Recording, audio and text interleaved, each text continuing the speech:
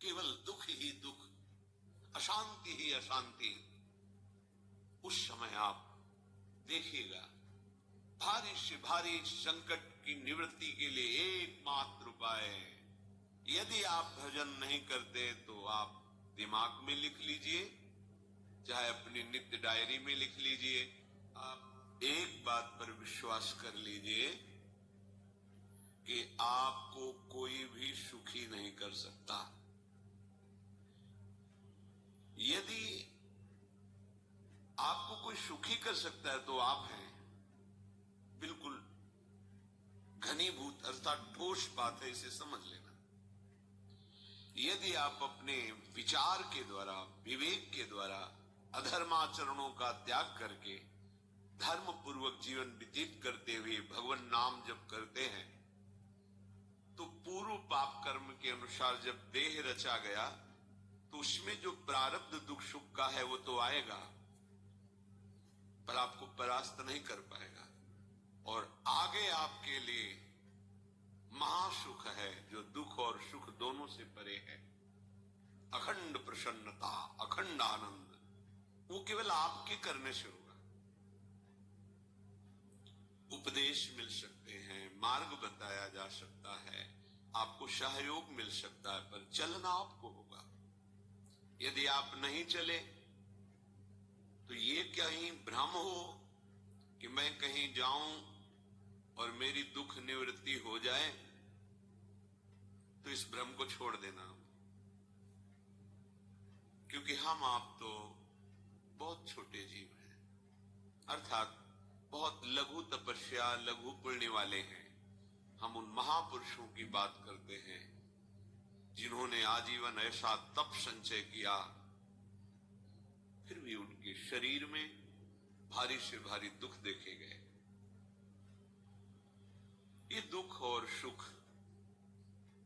एक भ्रमात्मक इंद्रजाल है माया का, ना दुख है न सुख है। जैसे जो सपने सिर काटे कोई, बिन जागे दुख दूर न होई। ऐसे स्वप्न में तुम चक्रवर्ती सम्राट बन जाओ तो जगने पर तुम थोड़ी रहोगे, तुम जो हो वही होगे। हम भगवान के चिदानंद अंश हैं। ये भूलकर हम अपने को स्त्री पुरुष, अच्छा बुरा, धनी निर्धन, दुखी सुखी आदि आदि बहुत सा प्रपंच है, इसे हम अपने दिमाग में बैठा लिया है। जब तक आप ये प्रपंच नहीं छोड़ोगे तब तक आपको सुखी कोई कर ही नहीं सकता, क्योंकि दुखालयम नाशवान संसार का तो तुमने अस्तित्व रखा है। अगर ये किसी के दूर करने से होता तो स्वयं जगत गुरु परब्रह्म परमात्म तत्व भगवान श्री कृष्ण सामने हैं और अर्जुन को कह रहे हैं, मात्रा स्पर्शास्तु कौन्तेय शीतोष्ण सुख दुखदा आगमा पाइनो अनित्यास्तास्तितिक्षस्व भारत।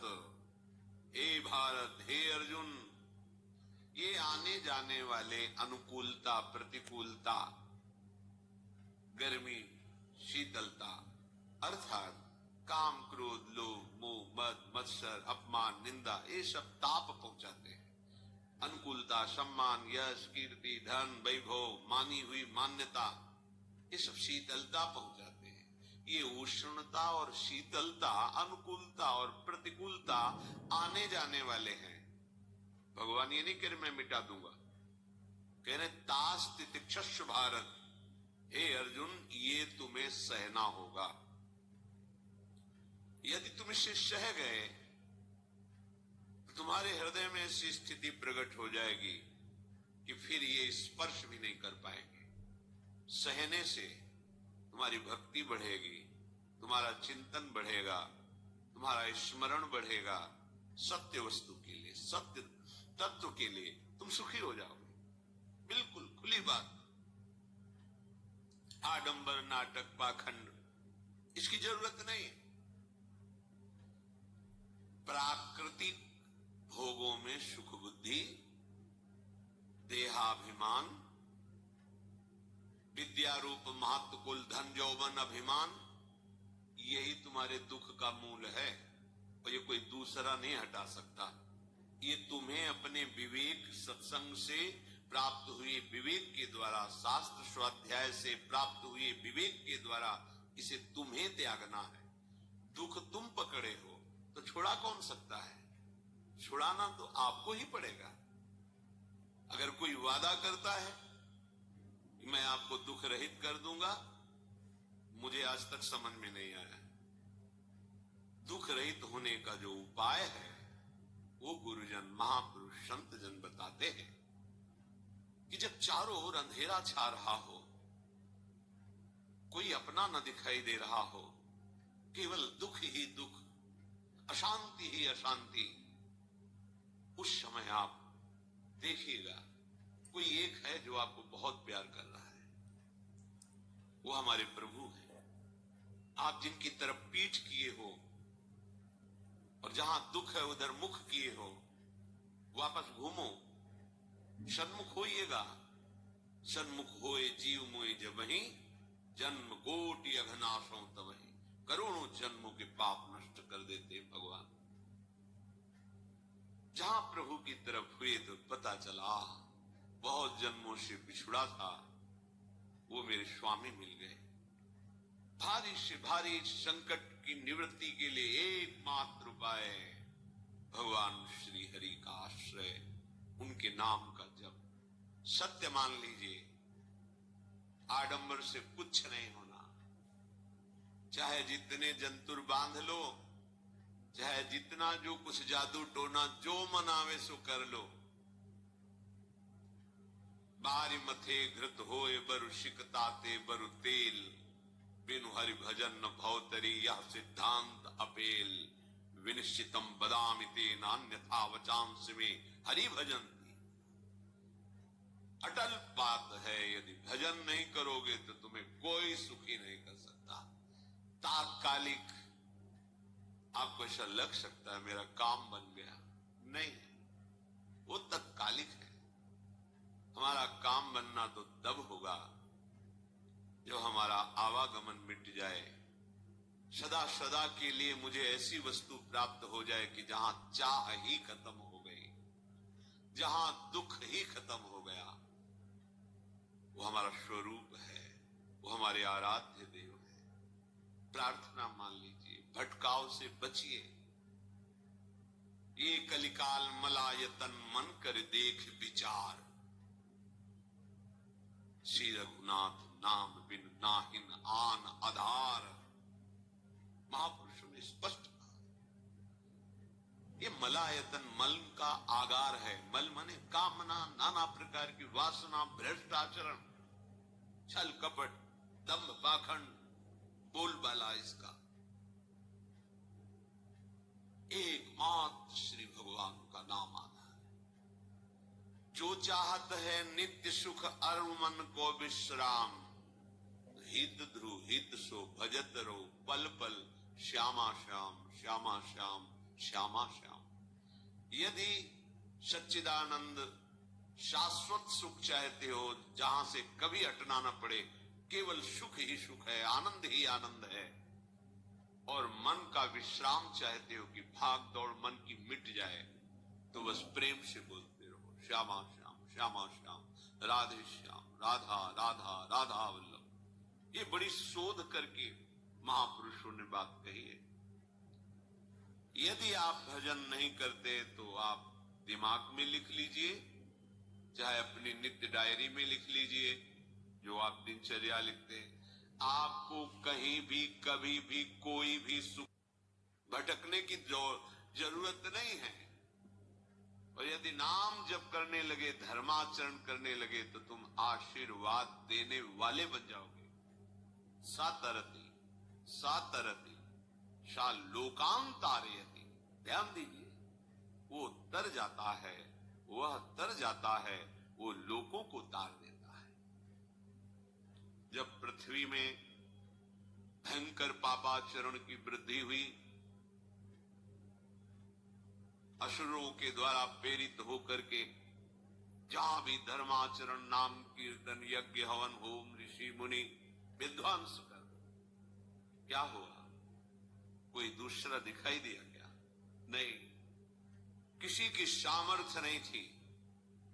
सब मिलकर के ब्रह्मा जी के पास गए, जो ईश्वर कोटि के महापुरुष, सबने ब्रह्मा जी से प्रार्थना की। ब्रह्मा जी ने कहा, हम भी जिनके सेवक हैं वही प्रभु अब हमारे दुख का निवारण कर सकते हैं। सोचो, आप किसी और से दुख निवृत्त कराना चाहते हैं? जिसने सृष्टि बनाई है, भगवान ब्रह्मा जी भी कह रहे हैं मैं जिनके सेवक हूं, वही प्रभु हमारे और आप सबके दुखों का निवारण कर। तो आपको समझ में नहीं आ रहा कि एकमात्र भगवान श्री हरि ही हमारे दुख का निवारण कर सकते हैं। हमें कहीं भागने दौड़ने की जरूरत नहीं है। साधु समागम इसलिए किया जाता है कि हृदय पवित्र हो जाए। पवित्र हृदय की पहचान बुद्धि में विवेक का प्रादुर्भाव हो जाए और विवेक से मोह का नाश करके हम निरंतर प्रभु के प्रेम में डूबे, भजन में डूबे। सबने एक साथ मिलकर के विचार किया कि महासुख सिंधु प्रभु से विनय करनी तो कहां जाया जाए? वैकुंठ चले, किसी ने कहा क्षीर सागर चले। अपनी अपनी भावना व्यक्त कर रहे थे। ते समाज गिरजा में रहूं, अवसर पाई वचन एक कहूं, हरि व्यापक सर्वत्र समाना, प्रेम ते प्रगट होई मैं जाना। हे गिरिजा, परम वैष्णवाचार्य भगवान महादेव जी कहते हैं, उस देव समुदाय में हम भी थे। हमने कहा कि हमारे तो हृदय में बात ऐसी आती है कि कहीं भागने की जरूरत नहीं है।